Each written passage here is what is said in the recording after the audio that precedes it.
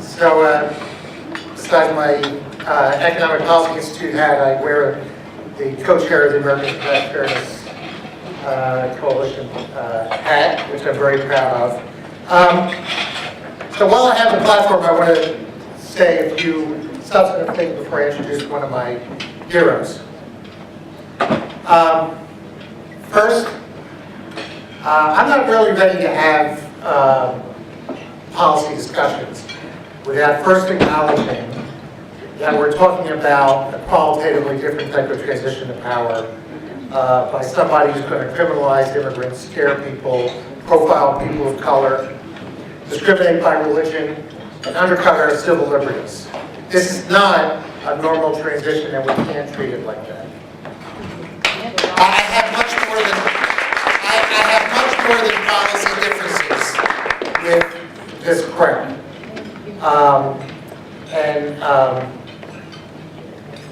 I've committed myself to saying that every time I can. A few comments on the tax fight ahead and corporate tax reform. You can take it for what it's worth from a labor market economist, not a tax economist, but I do talk to tax economists. First of all, the promise of a revenue-neutral corporate tax reform is, that it's attractive is a complete myth. That can't happen. It won't ever happen unless there's deep revenue cuts. We want revenue increases. That's even less likely. Let me explain why. And this is just a look at history.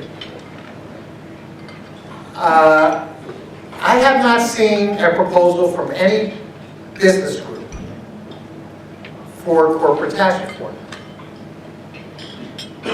They have never sat down around the table and decided whose tax is going to go up and whose tax is going to go down.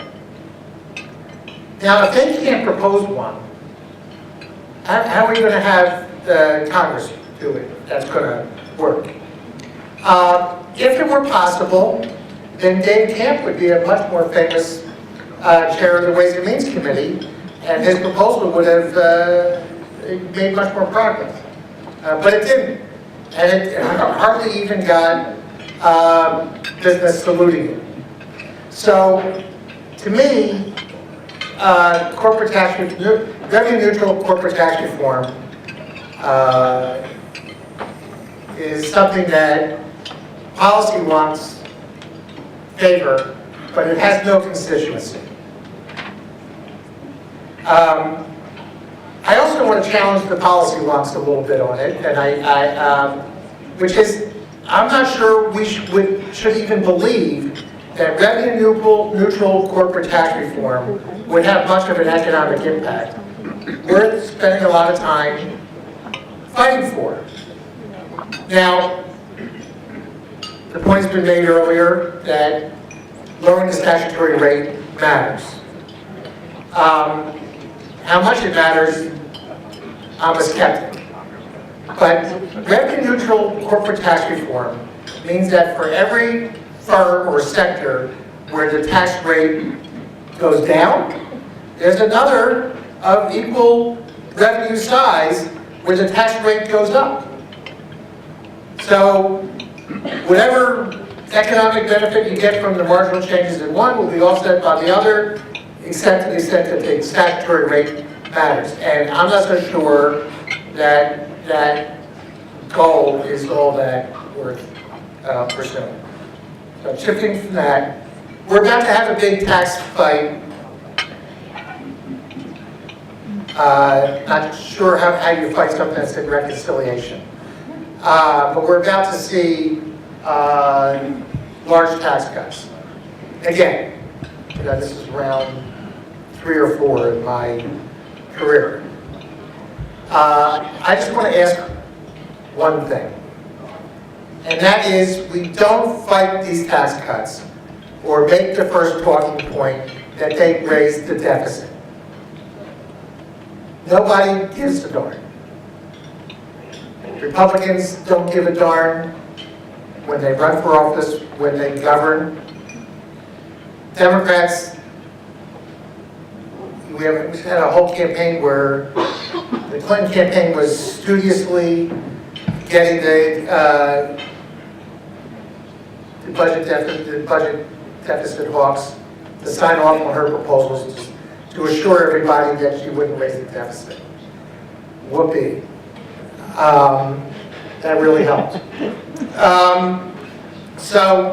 I don't want to demonize deficits. People have an outsized view of what they mean, and they don't. We haven't taught people Keynesian economics. The reality is that we could have tax cuts this year that, because they do raise the deficit, actually will create a bunch of jobs. I think the idea that the new policies are going to lead to a recession and are necessarily going to be bad. I mean, listen, Ronald Reagan had a remarkable recovery and ran on Morning in America in 1984, and he did it on what we used to call military Keynesianism. And so I ask the progressive community, we should fight it. There's lots of ways to fight the taxes. We're giving money to people that don't need it. We're going to give money to people who are least likely to spend it. You know, it's unlikely in the long run to have much of an effect on growth, I think, and very little effect on wages. We know that there's been a 40-year divergence between productivity and wages of the median worker. In the long run, just getting growth without doing things to make sure growth translates to most people is the sound of one hand clapping, in my view. Okay? So there, I'll get off my time. Thank you. So, just to say a few words about Congressman Levin. As I've gotten older, I've stopped having old friends. I have long-time friends. Congressman Levin is a long-time hero and a long-time friend. It's unusual to have someone so thoughtful and studious, knowledgeable, and a real policy wonk that's a committee chair and a member of Congress. To couple that with somebody who's humble, warm, and a true mensch is quite delightful. Add in someone who's a passionate fighter, and you really get a nice portrait. And that's exactly the kind of person Congressman Levin is. We're really lucky that he also managed to accumulate a ton of seniority, and really appreciate that puts him in a position to be a leader in the fights ahead on taxes, on trade, and other things that really matter. And with that, introduce Congressman Sandy Levin.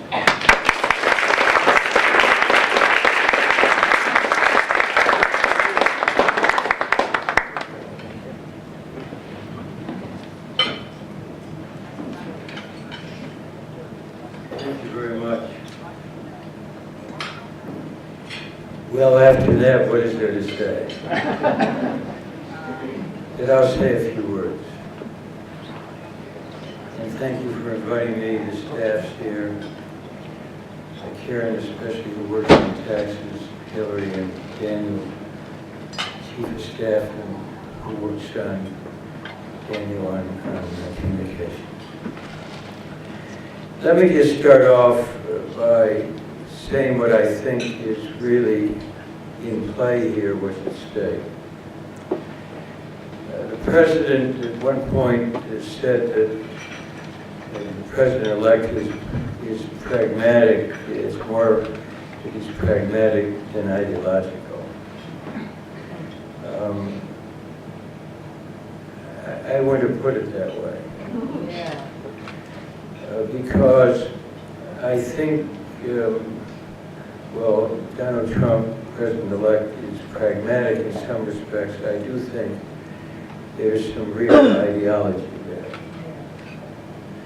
And I think everybody should understand that. And when the Vice President said that everything will be in good hands. I think that was in order to be polite, as you need to be to the vice president-elect. But I think the danger is that everything will not be in good hands. And in fact, already we see signs of that. And that's true in terms of tax policy. And so what Larry said is so true. And I think there's an obligation of everybody, including economists, to really be far more active than they were when Dave Camp's proposal came out. Because right away the notion was it wasn't going anywhere. And it did not. But it's different now. And tax reform and tax issues are real. And the speaker may be pragmatic, and we have had a cordial relationship, but Paul Ryan is ideological.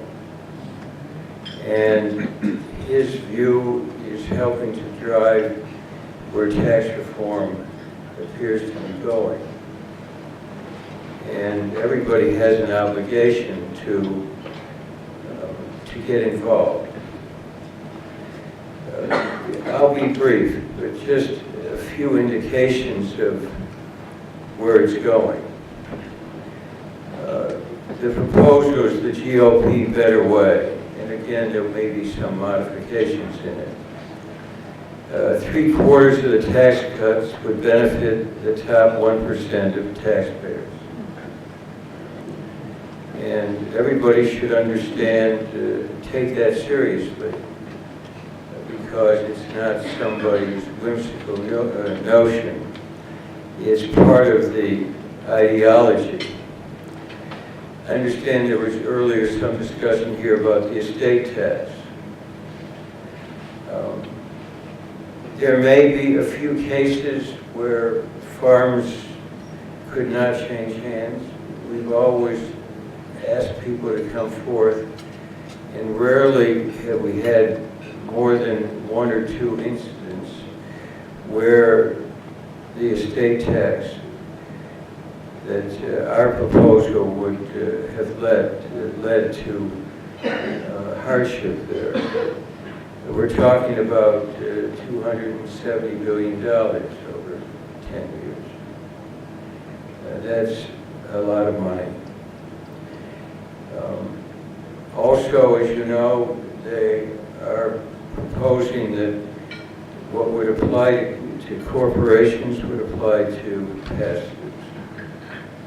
And it is complicated to do that and to try to avoid abuse and having moved from one form to another in order to get a lower tax. I've spent a lot of time on corporate tax reform. I think there needs to be a lower tax rate, but it needs to be in a framework that makes sense. The inversion issue, which we tried to spotlight, and the Treasury took some steps, is a serious issue. Tax havens have multiplied, and when Europe took steps to try to respond, I think too much so the answer was, well, they're taking money that should come to us, and there is that aspect. And I'm not sure what was being proposed in Europe was consistent with their own rules, especially the retroactivity part of it. The administration at our urging took some steps on earnings stripping. When you look at what's happened in the international tax field, it's ridden with abuse. Tax havens have very much taken over much of the tax code, and it's hard to keep track of it. So we need to take seriously where this is going. the likelihood is basically going to be more of the same in terms of individual, in terms of equity. And the notion is that it will promote growth. We've been through that before. And this country's economy suffered desperately because of the mistake of thinking that if you have top-down tax reform, that it will lead to massive economic growth. And so there's some doubt even in their own ranks that that will happen. And so what's now occurring is the use of dynamic scoring.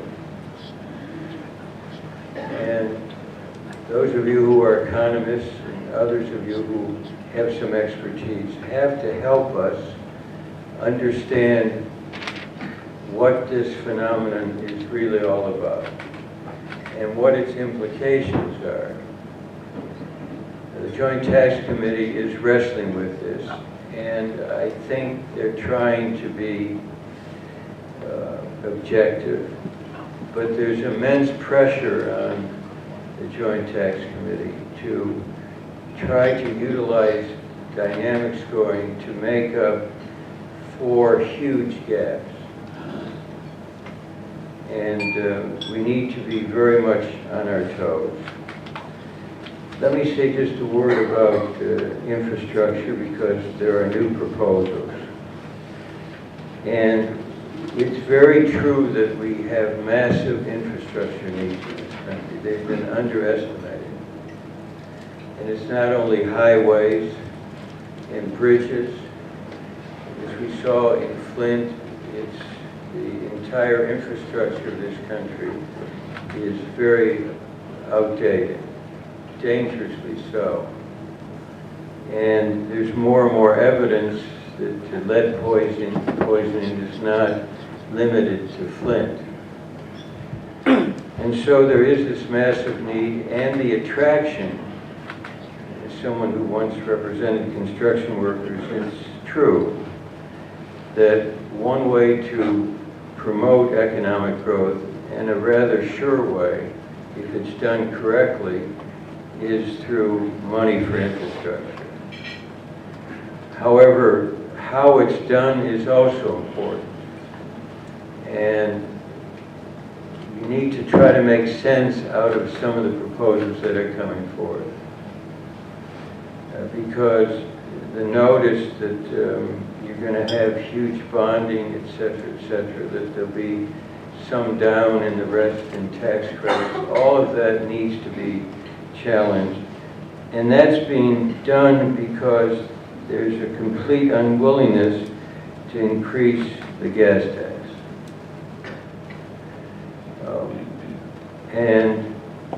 So everything else is attempted because of the unwillingness to step up to that.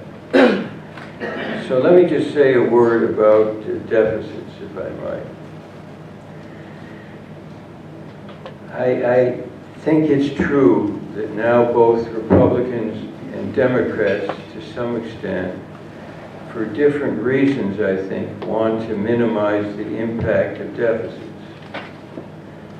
And I think it's true that in Europe there was an unwillingness to utilize deficit spending to promote economic growth. And I think we were wise in this country to follow a different course. And there's an argument that the stimulus package wasn't enough of it. People should remember we tried. And there was immense resistance from those, especially Republicans, who talked about the danger of deficits. So I think we need to be forthright about this, and we need to be have some debate. I think we need to be wary, though, that there is an easy coming together of Keynesian Democrats and whatever they are, neo-Keynesian Republicans. I'm not sure how to describe them. Because I think, you know, there's some estimate of the Republican bill. One was, what, $6 trillion in added deficits. And another reason we need to be careful about that is because what the Republicans really want to do is to make up for deficits to some extent by cutting essential programs. And maybe I'll finish with this in terms of essential programs. And my staff is here. We had a meeting in Michigan a couple months ago with people who are working on issues of hunger in higher education. And I was astonished how large universities and colleges and community colleges in the state of Michigan are wrestling with the problem that students coming to higher education are coming in need of food. And so I had to press people, is this real? I understood that now in so many schools in my district and throughout this country, teachers have food in their desks. And now this is widespread through the suburban district that I represent. And I think we should expect, when there are analyses of these tax programs, that part of the effort is going to be to go after programs and engage in massive cuts. And I'm not afraid of looking at them carefully. I'm afraid of the wild acts. And we're going to see more of this, for example, in proposals relating to Medicaid and to block granted. And you can block granted and save money. I'm not sure it will happen because I don't think it's understood that about half of Medicaid money, more or less, goes for long-term care. And Medicaid is a major source of long-term care in this country. So you're going to hit not only poor families, but a lot of middle-income families. If you try to make up a lot of the gap that exists because of tax reform by cutting necessary social programs. But there is that danger, and it has happened before. And so I come here with a plea, and that is, and Larry spelled it out, I think he felt the need to do this. This is not the usual transition. I'm all in favor of politeness and goodwill. I'm also in favor of wishing the best. I'm also in favor of cooperating where possible. But what we're seeing, I think, is a potential and a likely sea change when it comes to how you approach tax reform and all of the implications of tax reform, all of the substance of tax reform, and all of the fallout from tax reform that is awry. And so I think all of you who belong to organizations that are dedicated to studying this need to accelerate your efforts, because in so many cases, I must say, when we have dealt with these important tax and tax-related issues, there have been some organizations that have been very active. But there hasn't been enough investment of time and talent to help us in the Congress. We don't have a bevy of economists. We have some, but we don't have huge resources within our ranks, especially when we're in the minority.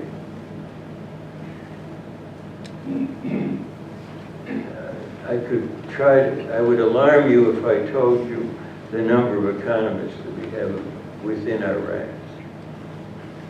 It's small. And so we're going to rely on those on the outside to pitch in and to try to help us make sense. And I'll finish with this. Also to describe it in a way that connects with the public. It really gets us away from kind of the stereotypical approaches to tax reform and its impact.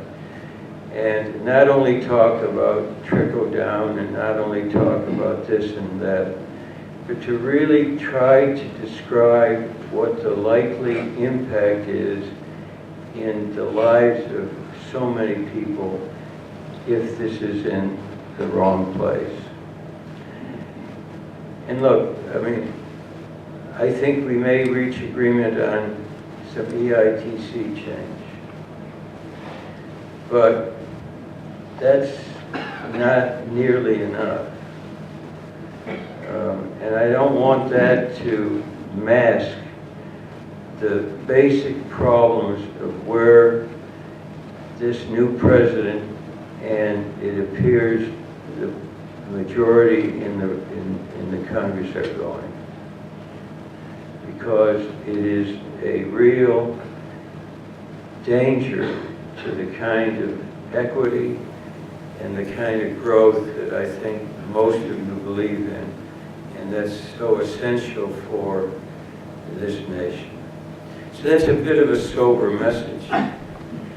But what else? I love good cheer. But you can't make good recipes out of good cheer. So, thank you for inviting me, and I hope that your meeting will be a harbinger of a lot of deep involvement and immersal in the debate ahead, because it's going to have major economic impacts both on growth and equity. And we are both, all of us, determined in this country to achieve both. Thank you.